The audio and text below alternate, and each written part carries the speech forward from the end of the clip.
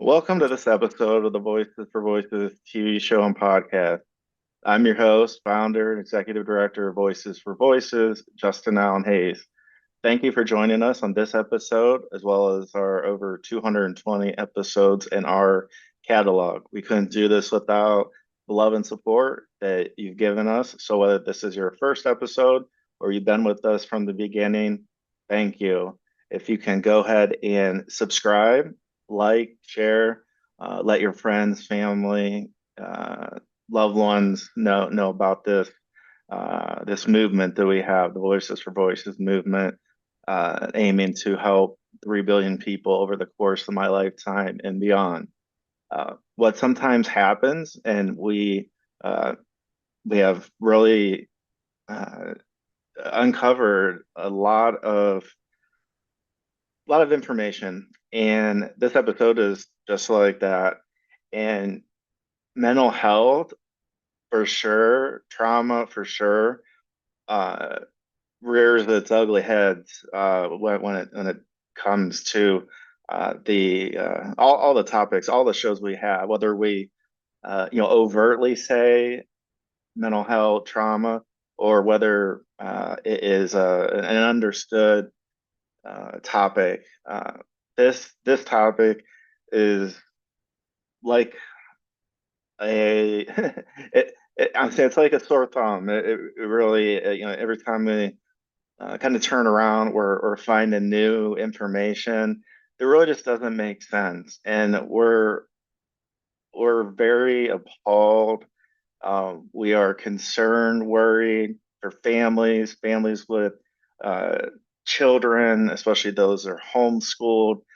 Uh, that there's just a lot of bad actors out there, not and a lot of bad people, a lot of bad characters that are out, and they're battling you for your children and our children, and that's unacceptable.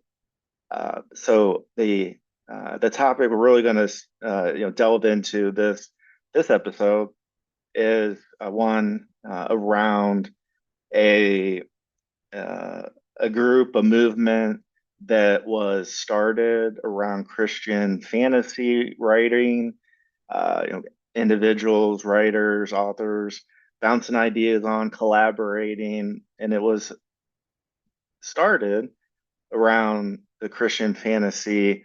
It's called the topic, we'll call it, and what we're finding, literally second by second, is this particular organization that uh, they have these conventions, they have these conferences, and the uh, the topics keep getting darker and darker, keep getting further and further away from God, from Jesus, Christian fantasy, and really, as we're going to find with our guests, that really a total 180, the just disbelief of what was just uncovered.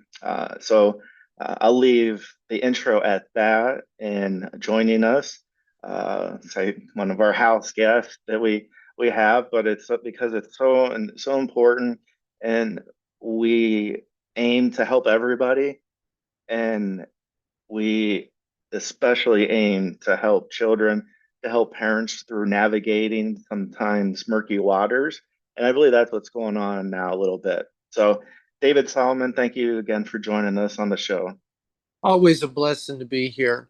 Um, I'm just gonna dive right into it. It's early morning, and you know, uh, I just got hit with this information, and I wasn't gonna do this show, and I can't just stand silent and not tell the information that was just provided to me, just literally. Um, so I'm gonna I'm going to give a little previously background here.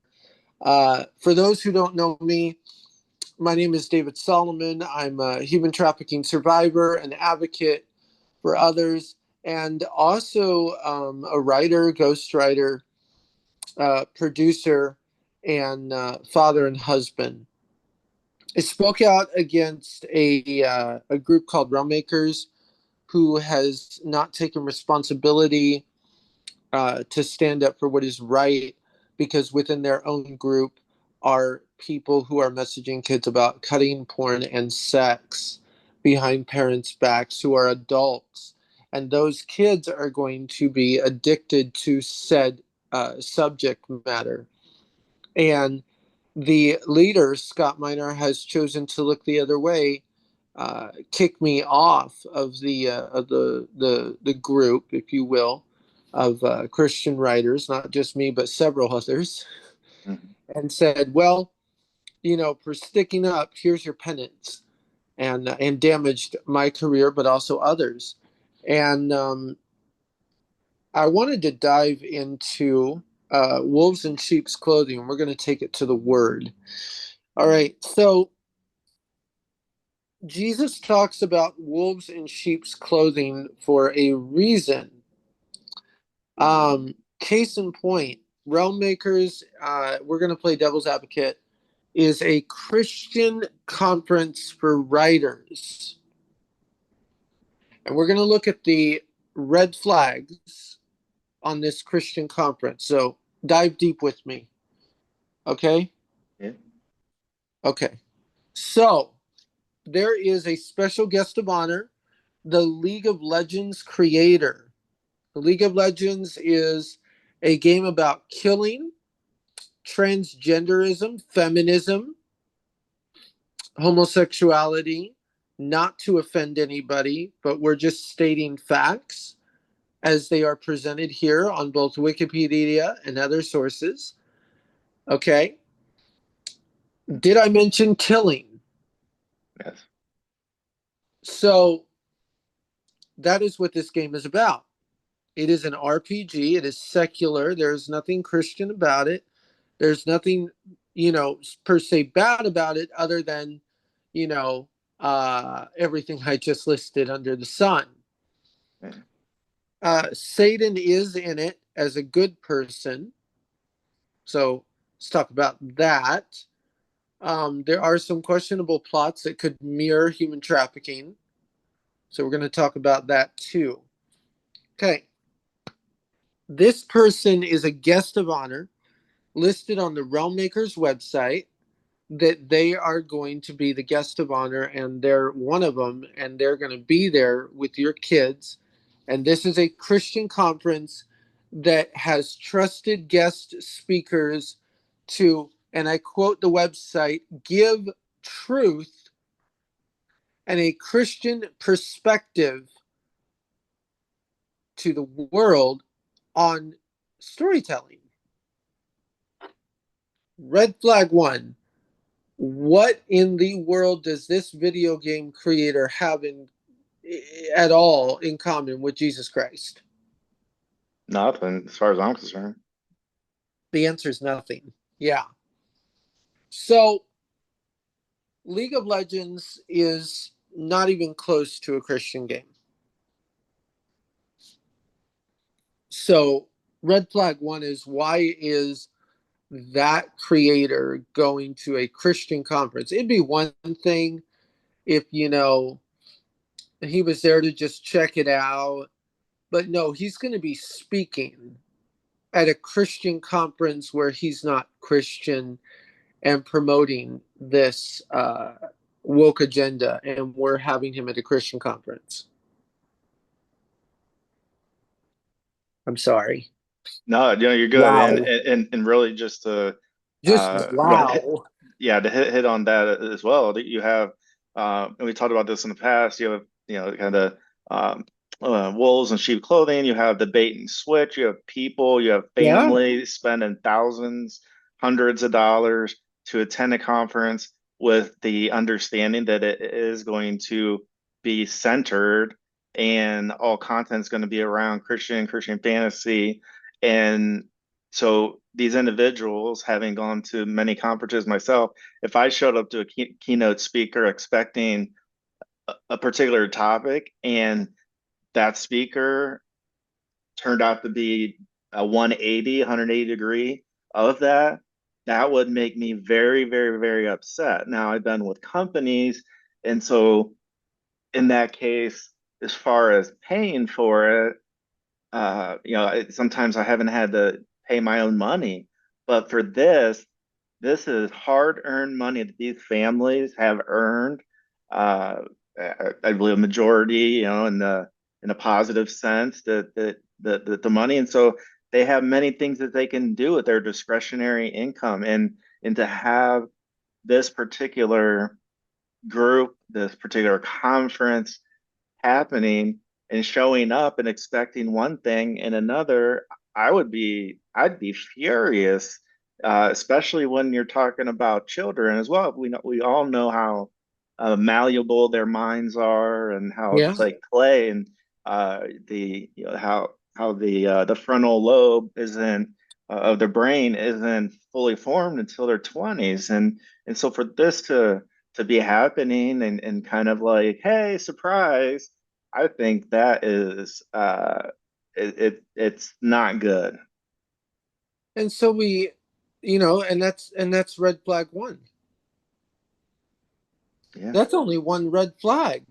Yeah, that's only We got one. more red flags. You know, Brian Davis, we all know. Um, Von Omen, who marries children as young as age 8, they're going to be there. I mean, when does it end? Like Brian Davis contacted someone a while ago saying that all I do is harass him and the people that he surrounds himself with, and that's not true.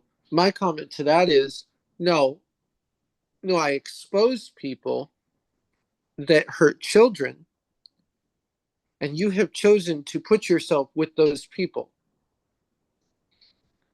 This isn't about vendetta for Mm-mm. what you did to me. This is about justice for what you do to them. And as an angry parent right now, I am outraged at what I am seeing. You know, people say, um, David Solomon didn't happen, and that's fine and wonderful until there's a point where that doesn't work. And we're at that point, parents, where people go, well, wait a second. And I read it on ChatGPT. David said all this stuff on Voices for Voices and other places, and my family too, and others. Do you know that no one has come out and denied it? You would think there would be an official response from Scott Miner. Hey, this is harassment. Hey, this is untrue. Something.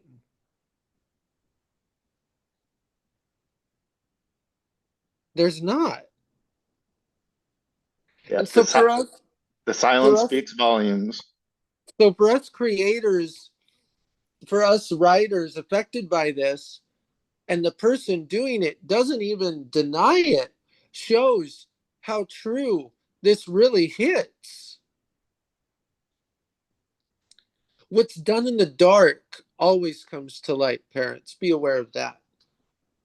And Realm Makers is a red flag, not just because of its guest, but if they're letting those guests in, who else are they letting in behind the scenes?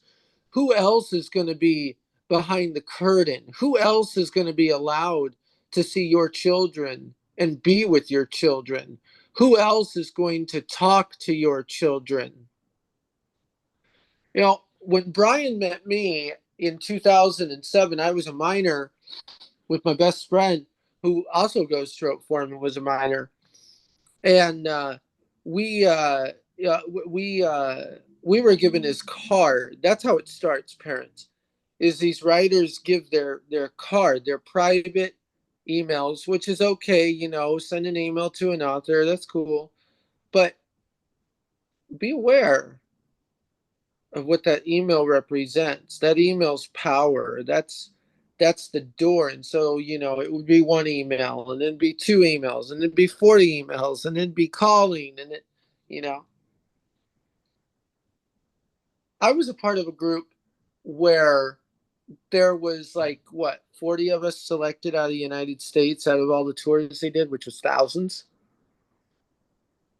And we were in this little chat room. It's like a black net, and it was something. It was something.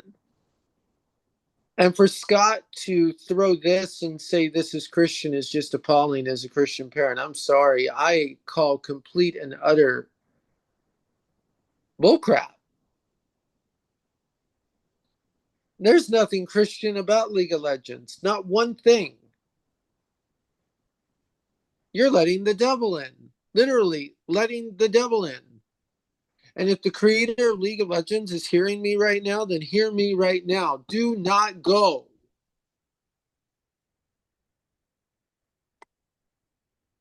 As a secular creator, I respect you. I've worked in the field. Look me up. This is not your place. You do not want to be tied to these people. This is not the moment to uh, to promote your transgender uh, stuff to a Christian audience and try to display that in an audience that is closed-minded. And on your own site, I want to open minds. This is not the moment to preach to people that you think you're doing the right thing. This is not that moment. That's the wrong moment. And let me be clear, I do not support your message either, but I'm not going to condemn you, and I'm not going to crucify you for wanting to talk to people about it either. Okay? But this is not your moment to go to this conference and promote this and try to cause a stir and try to, you know, to confuse. This is not that moment. Choose another conference, any other conference. Don't choose this one. Okay? This is not that moment. These are people that are going to come that love Jesus with all their heart, that want to serve him, that want to follow his word and not be deceived. And there are wolves in sheep's clothing that are going to be upright center front in their eye and saying, "Hi, shake my paw, and I'll lead you to the wolf pack, and I'll feed on you." And that is the sad truth. They are sheep ready to be slaughtered. And you know what? I'm not afraid to say this. Shame on you, Scott Miner, for letting this happen. It's one thing if you let Brian Davis, who claims to be a Christian, I struggle with that one, not just because of the trafficking that was done to me, but because of all the other victims that I've talked to now. Man, how far have you fallen from grace? That's between you and God, but don't call this a Christian conference. Rename it. There's nothing Christian about this, other than the great people that will attend that are not guests, but people that are wanting to meet the guest. Man, you know, I keep in contact with Raumis. We're good friends. We know each other's stories. You think they trust you within a 10-foot pole? No, they don't trust you. In fact, there are a lot of them that won't even come to the conference because they don't trust you within a 10-foot pole. But I love on them. I show them grace. There are some that don't believe what happened to me, but we still talk. And I show them grace and compassion and love. because that's what Jesus would do. Not, oh, you called me a liar, how dare you? No, it's, well, that's okay. Here's the facts, but I don't want our friendship to be about that. I want us to come together as Christians and unite and create together. And that's what it's about, setting our differences. What makes us different from secular creators is that we are anointed with the word of God in our hands, in our minds, in our mouth that we speak, in our eyes that we see, in our ears that we hear. And anything that comes out better not be secular, because when we are called to be anointed and Christian authors, we have a responsibility, dignity, and honor to the gift that God has given us, to use that to lead people to Him, not lead people to us, not lead people astray, not lead people to another path, lead them to the one path. That is what Christian writing is about. It is about presenting our point of view to a world that doesn't know. I told a missionary this once. Are you on vacation because you're in Africa and you're saying that there's a witch doctor that came to you and he wants to know God? Are you on vacation? Well, no, I can't let the witch doctor in. Well, why? Because he serves Satan, but so did you. Oh, no, I never served Satan. Oh, so you were never a sinner? Well, yeah, we're all sinners. Oh, okay. Okay. So serving Satan is not a sin. No, of course it's a sin, right? So then why is he different than you? Well, because I'm saved. Oh, okay, okay. So you're better than him. Well, I'm saved, right? But you're a missionary. Well, yeah. What is your job exactly? Well, we're missionarying on a foreign field, and we're telling everybody about Jesus that are sinners so they can get saved, right? So the witch doctor is excluded from that because his sin is greater than everybody else's. Or are you uncomfortable with the fact that he worships the devil? But didn't you worship the devil because you were enslaved by sin, and sin is what he creates? He created sin, basically. And they said, well, I'm afraid of him. Oh, so you're a missionary and you're afraid of a witch doctor who's going to cast a spell, yet Jesus says that he rebukes curses. Where are we today? Are you on your margarita? Did you forget your armor of God? Where are we going? Well, I don't need armor. You don't need armor? Oh, okay. Okay. Are you having tequila? No, I don't drink. Oh, okay. Are you on a cruise? No, of course not. Okay. Well, then you better get your armor on because you're on a battlefield and you're getting attacked by the enemy and you're falling right into his depths. So, no respect. But that witch doctor is as much a sinner as the person over there is a prostitute, as the person over there is gay, as the person over there that is smoking that cigar. And for you to say that they are lesser than you is calling God a liar. That witch doctor became a pastor. Amen. Mhm. I bring it real. Okay. I'm known to preach when I need to. And it irks my spirit when people say they're doing God's work and blasting lies. So, you know, you can't serve two devils, or excuse me, two gods, the devil and Jesus. You can't do that. You cannot do that. And so for Scott Miner to have the League of Legends and Brian Davis and Von Oman, and these are known people that have controversy, and we're just putting them out there that they're awesome. What are we doing?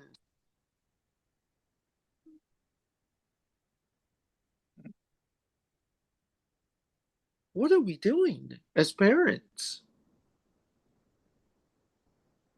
What are we doing as Christian authors?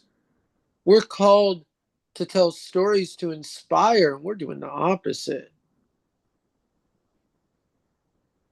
All I see right now, I see two things going on.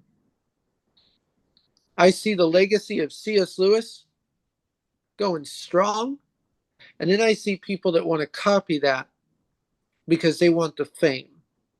Mhm. There are those that have been called to be the next C.S. Lewis, and there are those that have been called not to be, but they want the fame, so they envy it with jealousy. Those are the two groups I see: the wannabes and the real writers. I'm not putting myself on a pedestal.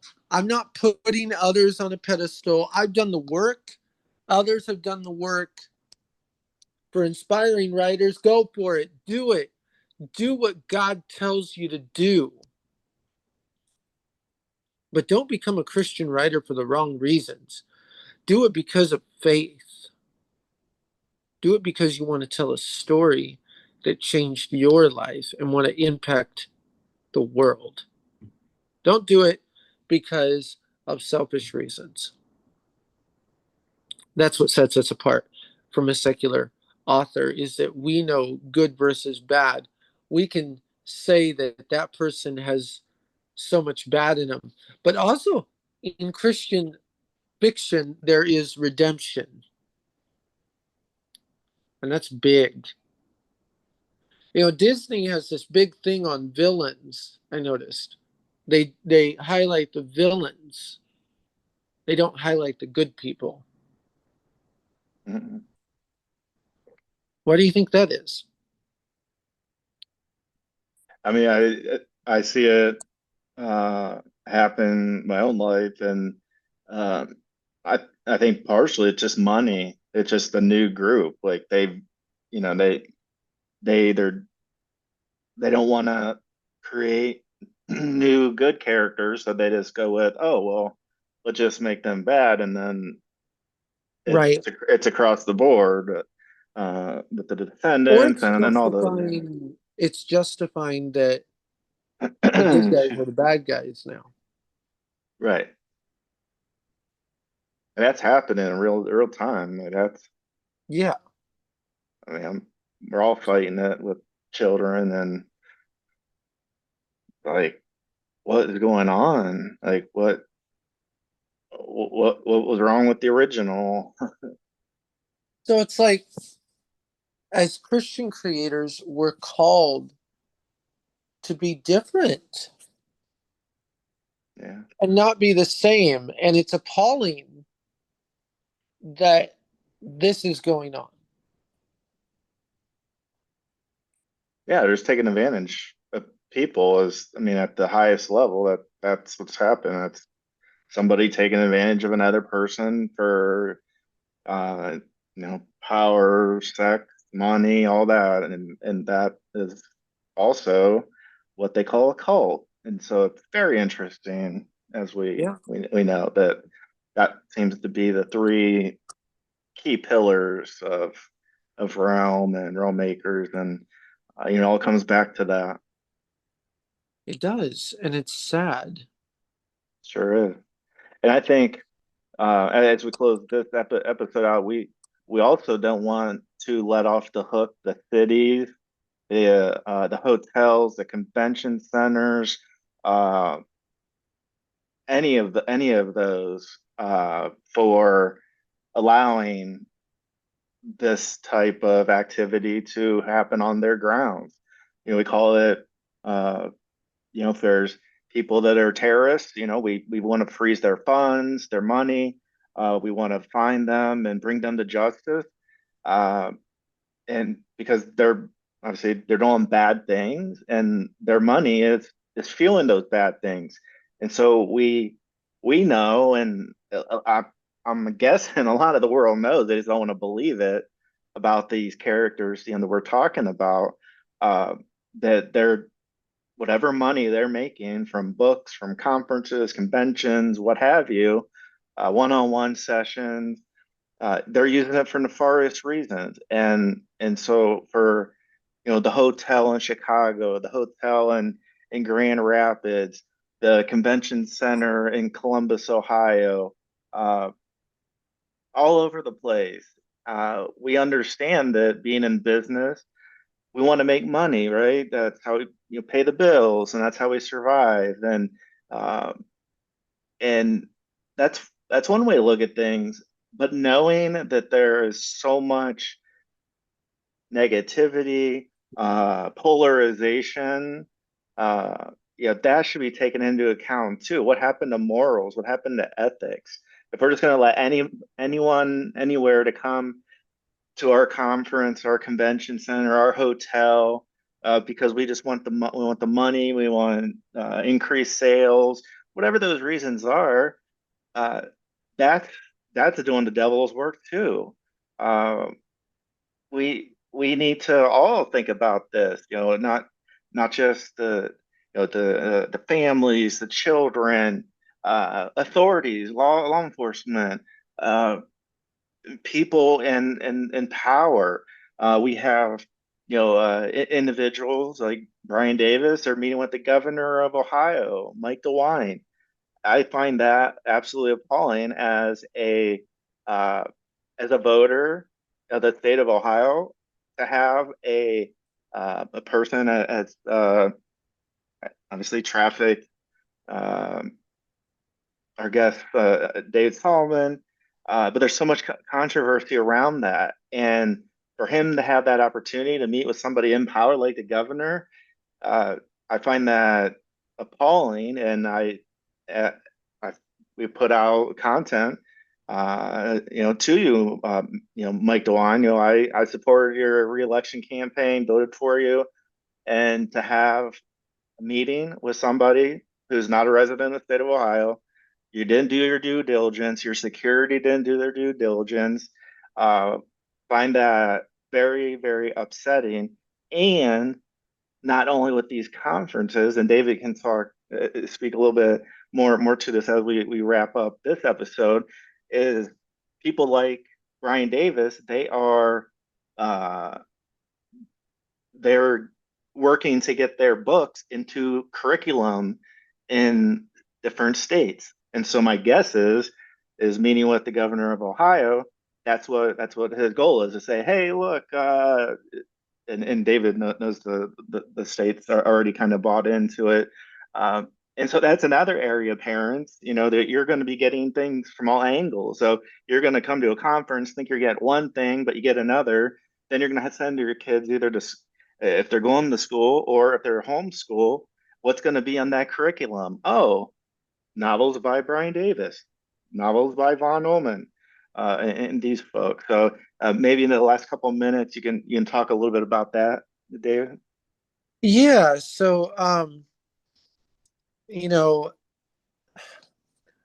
Brian wants to, in fact, some of his work is actually in homeschool curriculums required reading. So, it goes to show you that that's what he's about. He's about trying to get his books out there uh, to be required to read.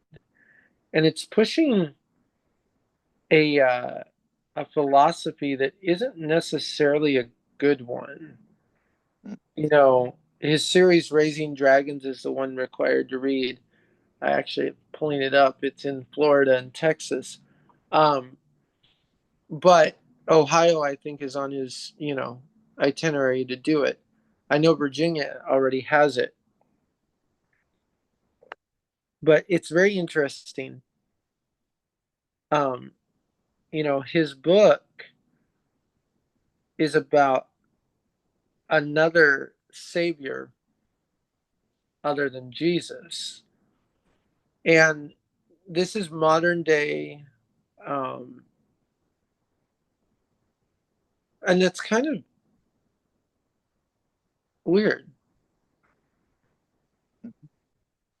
And his whole premise is dragons are needing a savior because Jesus didn't die for the dragons.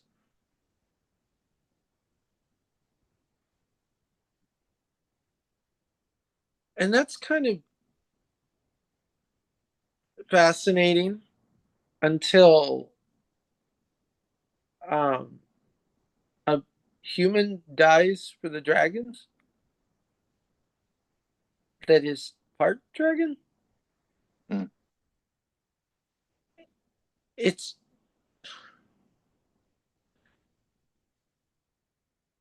it's kind of twisting theology, even though it's fantasy. So for that to be required reading is just, shall we say, moving in the wrong direction of where we should be at. Brian Davis comes up as one of the number one Christian books to read. And that's concerning too. He has a graphic novel coming out. Again, the other person that trafficked me is the one that did the art, James Artville. Um, and aside from all the trafficking that went on with me, just read the graphic novel for yourself, parents, and tell me that that is biblical. Like, you know, it's fantasy and that's great and wonderful, but there's something very dark when you twist the Bible like that. Like, I'm a speculative writer, several projects in the works with studios, and, you know, we have a little fun, right? But I don't go as far as to say I'm going to have another Jesus. That's kind of where I, you know, don't want to go there. So in Tears of a Dragon, Brian goes there. In fact, that's what the entire book is about. And he also is not shy to shove it in your face that once you become a Christian, you become sinless, so you don't sin anymore. And he's not shy to preach that message. And he'll make you feel bad until you become sinless. In book 2, Candlestone, Billy, who is 14 years old, slits someone's throat. Think about what I just told you. Mm. And it's treated as, you know, horrible. And he makes the kid feel so bad that he forces him to get saved. We got like 10 seconds. All right. So, Candlestone, read that, parents.